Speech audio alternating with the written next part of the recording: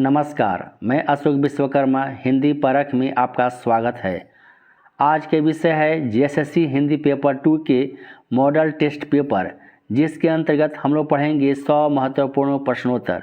इस model test में चुनिंदा प्रश्नों का कलेक्शन किया गया है जो आपके परीक्षा के लिए विशेष उपयोगी है।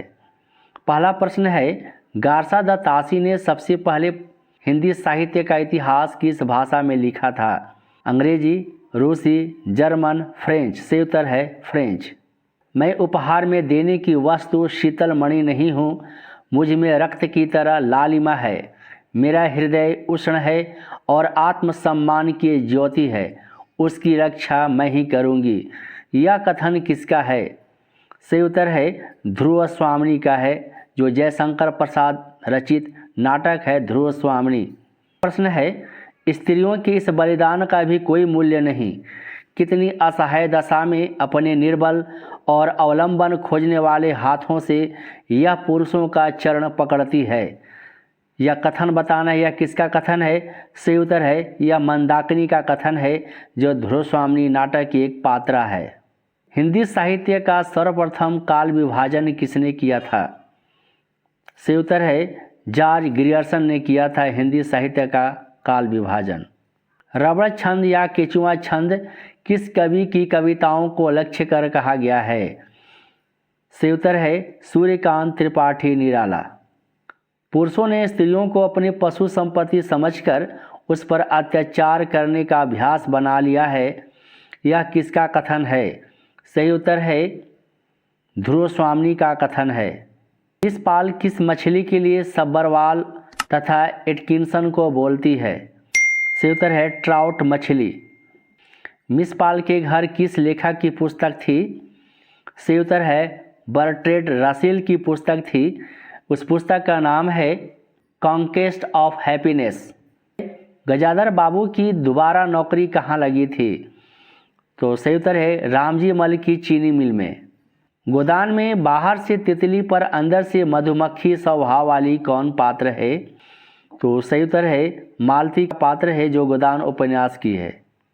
गोरखनाथ किस संप्रदाय के प्रवर्तक हैं? गोरखनाथ नाथ संप्रदाय के प्रवर्तक हैं। खुमान रासो की रचनाकार का नाम बताना है। खुमान रासो के रचनाकार हैं दलपति विजय। कैमास वध किस रचना का प्रमुख प्रसंग है?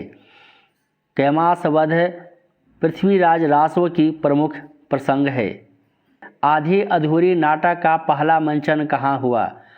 आधी अधूरी जो नाटक है वह राकेश मोहन द्वारा रचित है। इसका पहला मंचन हुआ है दिल्ली में।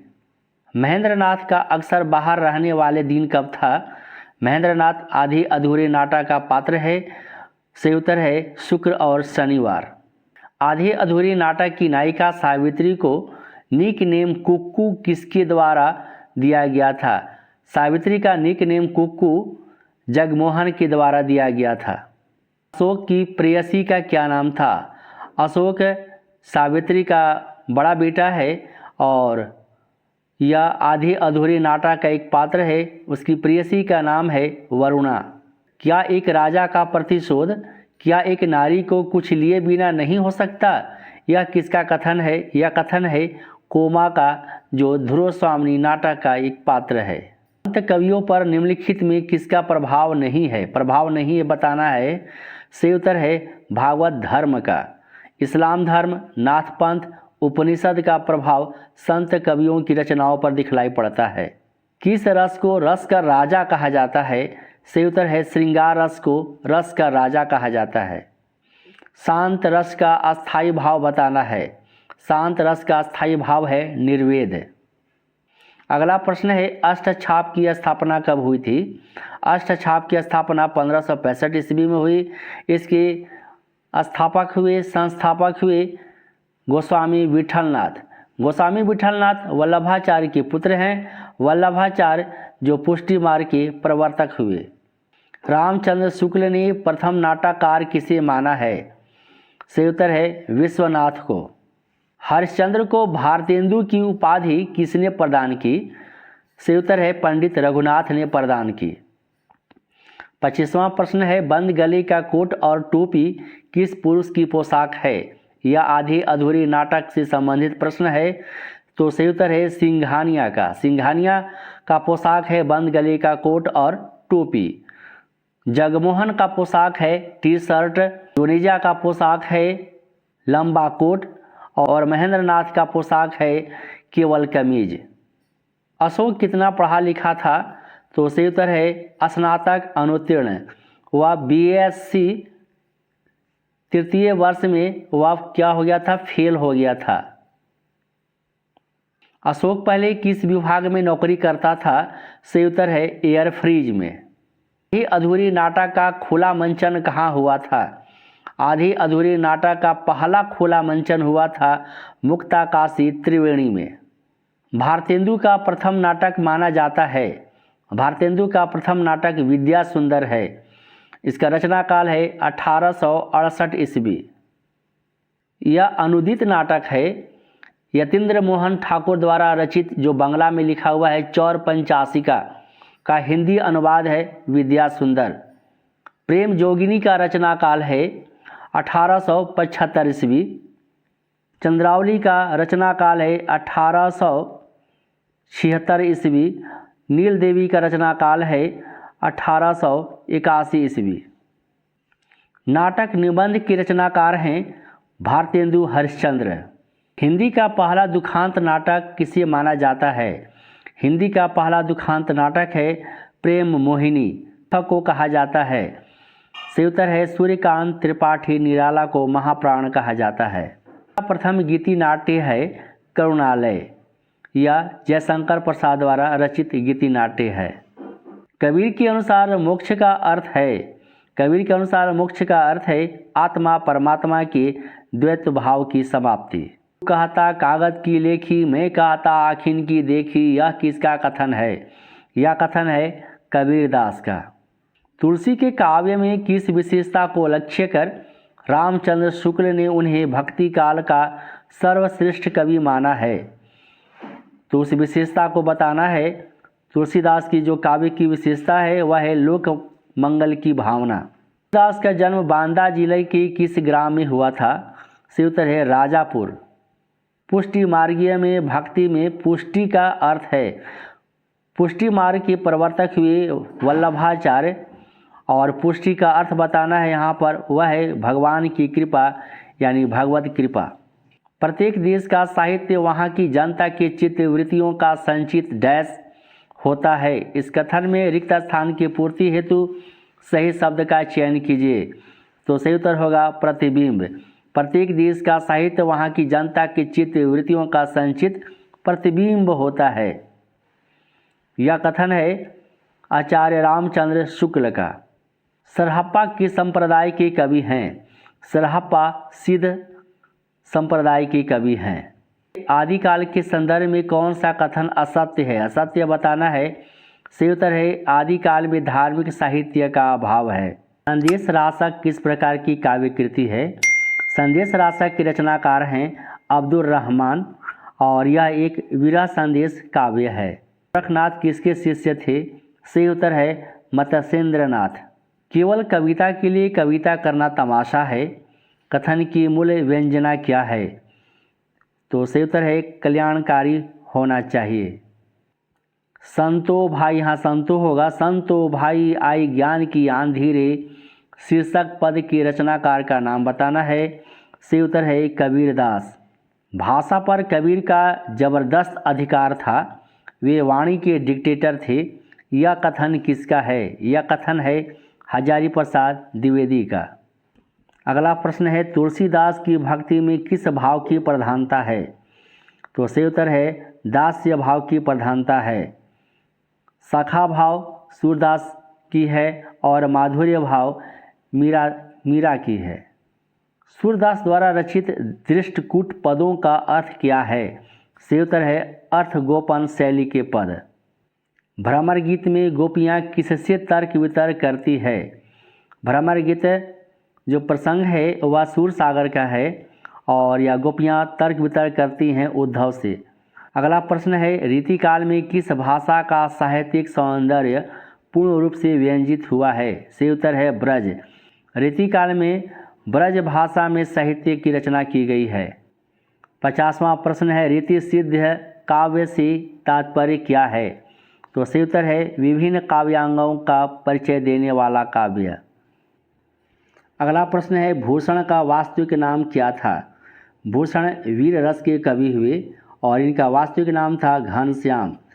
भूषण की दो प्रमुख रचनाओं का नाम है शिवराज भूषण और शिवा बावनी। काव्य शिल्प की दृष्टि से भारतेंदु योगीन कविता में कौन सी विशेषता नवीन है? तो नवीन विशेषता को बतलाना है। तो सही उत्तर है खड़ी बोली हिंदी में काव्य रचना। प्रश्न है, पिया प्यारे तिहारे निहारे बिना अखियाँ दुखियाँ नहीं मानती है, पंक्ति किसकी है? यह पंक्ति है भारतेंदु हरिश्चंद्र की। दुख की पिछली रजनी बीच विकसता सुख का नवल प्रभात, ये काव्य पंक्तियाँ किसकी हैं?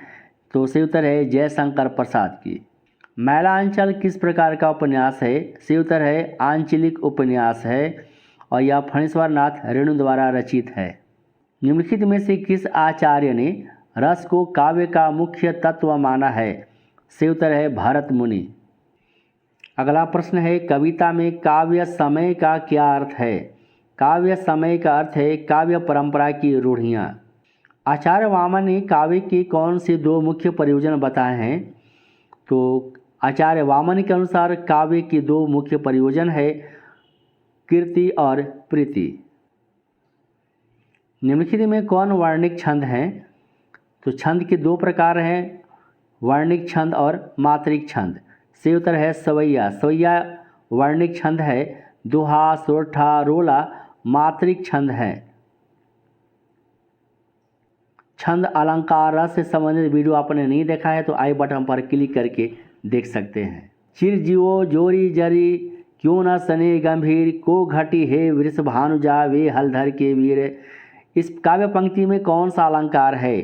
तो सही उत्तर है सलेस अलंकार है। जब एक शब्द के अनेक अर्थ हो तो वहाँ सलेस अलंकार होता है।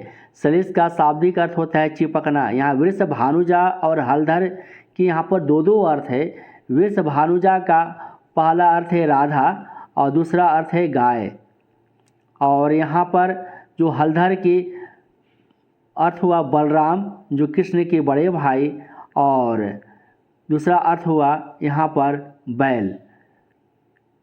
यहाँ रस निष्पत्ति में निम्नलिखित में कौन सा कारक नहीं है? तो सही उत्तर है समभाव। और रस निष्पत्ति में विभाव है, अनुभाव है, व्यभिचारी भाव है जिसे संचारी भाव कहा जाता है। अभी तो मुकुट बंधा था मात, कल हुए ही हल्दी के हाथ, हाय रुक गया यही संसार बना सिंदूर अनल अंगार। इस काव्य पंक्ति में कौन सा रस है? तो सही उत्तर है करुण रस। मित्रानंदन पंत द्वारा रचित काव्य पंक्ति है। अगला प्रश्न है, उपमा अलंकार के कितने अंग बताए गए हैं? उपमा अलंकार के 4 अंग बताए गए हैं। उपमेय, पहला है उपमेय, दूसरा है उपमान, तीसरा है समानतावाचक पद, समानतावाचक पद, और इसके बाद है समान गुण धर्म, समान गुण धर्म। मगहर स्थान का संबंध किससे है? तो सही उत्तर है कबीरदास का। कबीरदास का मृत्यु स्थल है मगहर। निम्नलिखित में किस बोली के बोलने वाले एशियाई देशों में सर्वाधिक हैं? तो सही उत्तर है भोजपुरी। अर्थ का बोध कराने वाली ध्वनि को क्या कहा गया है? सही उत्तर है शब्द। निम्नलिखित में कौन सा शब्द तत्सम नहीं है?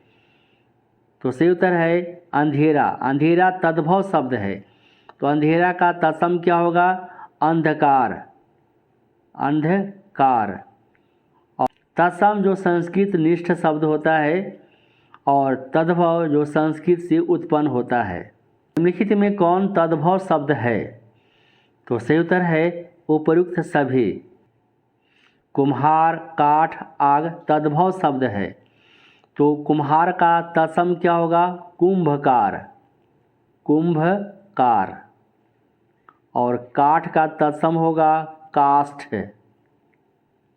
आग का तत्सम होगा अग्नि। रीतिकाल में आचार्य कवि किन्हें कहा गया है?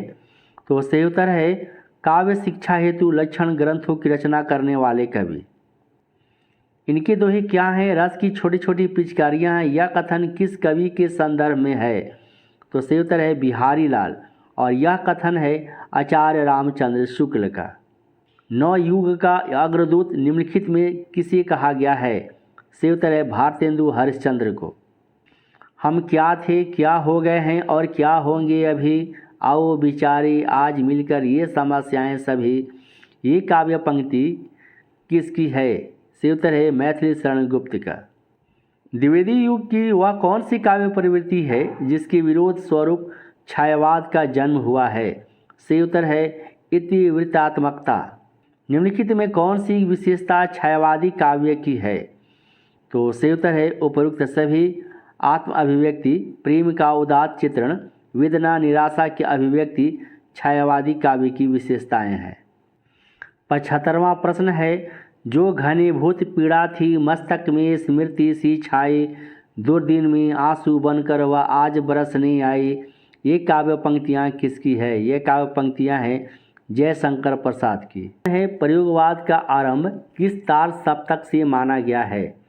तो सही उत्तर है प्रथम तार सप्तक से माना गया है। प्रथम तार सप्तक का प्रकाशन काल है 1943 ईस्वी। द्वितीय तार सप्तक का प्रकाशन काल है 1951 ईस्वी। तृतीय तार सप्तक का प्रकाशन काल है 1959 ईस्वी। वाद के प्रणेता हुए सच्चिदानंद हीरानंद वात्सन आगिए। उन्होंने कहा है कि प्रयोग अपने आप में इष्ट नहीं है वरन वह साधन है। निम्नलिखित में किसने मनोविश्लेषण प्रधान उपन्यास लिखे? सही उत्तर है जैनेन्द्र। हिंदी का प्रथम एकांकी किसे माना गया है? सही उत्तर है एक घूंट, जो जयशंकर प्रसाद द्वारा रचित है। कलम का सिपाही जीवनी के लेखक हैं? सही उत्तर है अमृत राय। अमृत राय प्रेमचंद के पुत्र हुए जिन्होंने कलम का सिपाही जीवनी के लेखक हुए, जो प्रेमचंद के जीवन से संबंधित है। हृदय की मुक्ति की साधना के लिए मनुष्य की वाणी जो शब्द विधान करती आई है उसे कविता कहते हैं। यह कथन है आचार्य रामचंद्र शुक्ल का। अलंकार संप्रदाय का प्रवर्तक कौन है? अलंकार संप्रदाय का प्रवर्तक भामा है। अगला प्रश्न है जहाँ कारण के बिना अथवा कारण के विपरीत कार्य हो वहाँ कौन सा अलंकार होता है? तो सही उत्तर है विभावना अलंकार होता है। विभावना अलंकार में जहाँ कारण के बिना कार्य संपन्न हो तो वहाँ विभावना अलंकार होता है। इसी उदाहरण से समझते हैं। या सूरदास द्वारा रचित काव्य पंक्ति है बिनु पद चले सुने बिनु काना, कर बिनु कर्म करे विधि नाना। यानी भगवान की कृपा से कृष्ण की भक्ति जो करते हैं वह बिना पैर के चलने लगते हैं, बिना कान के सुनने लगते हैं, बिना हाथ के अनेक प्रकार के कार्यों को करते हैं। तो यह काव्य पंक्ति है जिसमें विभावना अलंकार परिलक्षित है। निम्नलिखित में कौन सी विशेषता वीरगाथा काल में नहीं है? सही उत्तर है राष्ट्रीय भावना की अभिव्यक्ति। वीरगाथा काल में डिंगल पिंगल काव्य शैलियों का प्रयोग हुआ है। वीर और सौंदर्यात्मक रुचि की प्रधानता है। अपभ्रंश ने हिंदी को प्रभावित किया, जबकि राष्ट्रीय भावना की अभिव्यक्ति वीरगाथा काल में नहीं है। तुलसी का सारा काव्य समन्वय की विराट चेष्टा है। यह कथन किसका है? सही उत्तर है हजारी प्रसाद द्विवेदी का। सूरदास मातृहृदय का चित्र खींचने में अपनी सानी नहीं रखते। हजारी प्रसाद द्विवेदी का यह कथन किस संदर्भ में है? तो सही उत्तर है वात्सल्य वर्णन के संदर्भ में है। भोज प्रारंभ होने से 2 पूरियां जंगल की ओर क्यों फेंकी जाती थी? सही उत्तर है भूत प्रेत के लिए। अंचल उपन्यास से संबंधित है। कमली प्रशांत को क्या कहती थी? कमली प्रशांत को मिट्टी का माधव कहती थी। कालीचरण किस पार्टी का सदस्य था? कालीचरण सोशलिस्ट पार्टी का सदस्य था। सोशलिस्ट पार्टी का पत्रिका लाल पताका का संपादक कौन था? सही उत्तर है चिंगारी जी। बैल खड़ा है इस वाक्य में प्रयुक्त शब्द में बैल कौन सी शब्द शक्ति है? सही उत्तर है अभिधा। शब्द शक्ति के 3 भेद हैं, अभिधा, लक्षणा और व्यंजना। अभिधा में सामान्य अर्थ का बोध होता है। तो यहाँ बैल खड़ा है, एक चौपाया जानवर के बारे में कहा जा रहा है। जबकि लक्षणा शब्द शक्ति में विशेष अर्थ का बोध होता है। यहाँ पर मुख्य अर्थ बाधा होने पर दूसरा अर्थ निकलता है, तो लक्षणा शब्द शक्ति काम करता है। और व्यंजना शब्द शक्ति में सूक्ष्म भाव प्रकट होता है, सूक्ष्म अर्थ निकलता है। सोनू ने मोनू से कहा, तुम बैल हो। इस वाक्य में बैल में कौन सी शब्द शक्ति है? तो सही उत्तर है यहाँ पर लक्षणा शब्द शक्ति है। वह यहाँ बैल का जो मुख्य अर्थ में बाधा होने पर दूसरा अर्थ निकलता है। जब हम किसी व्यक्ति को अत्यधिक मूर्ख कहना चाहते हैं तब हम कहते हैं कि तुम बैल हो। यहाँ पर विशेष अर्थ का प्रकट हो रहा है, जिसके कारण यह लक्षणा शब्द शक्ति यहाँ पर कार्य कर रहा है। मुहावरे और लोकोक्ति में कौन सी शब्द शक्ति के द्वारा अर्थ ग्रहण किए जाते हैं? तो सही उत्तर है लक्षणा शब्द शक्ति। इसी उदाहरण से समझते हैं। जब हम कहते हैं कि 9 2 11 होना, तो 9 2 11 होना यहाँ पर वह सामान्य अर्थ नहीं है। सामान्य अर्थ में अगर लेंगे तो वह अभिधा होगा। तो 9 2 11 यहाँ पर जोड़ की क्रिया नहीं है। वह 9 2 11 का विशेष अर्थ क्या है? वह है भाग जाना। यानी मुख्य अर्थ में बाधा होने पर दूसरा अर्थ प्रकट हो तो वहाँ पर लक्षणा शब्द शक्ति कार्य करता है। रूढ़ा और प्रयोजनवती की शब्द शक्ति के भेद हैं। तो सही उत्तर है लक्षणा शब्द शक्ति के भेद हैं। व्यंजना शब्द शक्ति के भी 2 भेद हैं। पहला है शाब्दी भेद और दूसरा है आर्थी भेद। पहला है शाब्दी, दूसरा है आर्थी। बड़ा लड़का अशोक ताश की पत्ती से कौन सा खेल खेलता है? सही उत्तर है पेंसिल। आधी अधूरी नाटक की यथार्थवादी रंग विधान की शैली कहाँ से ली गई है? तो सही उत्तर है पाश्चात्य विधान से। आधी अधूरी नाटक में लगातार सिगरेट पीने वाला कौन पात्र है? तो सही उत्तर है जगमोहन।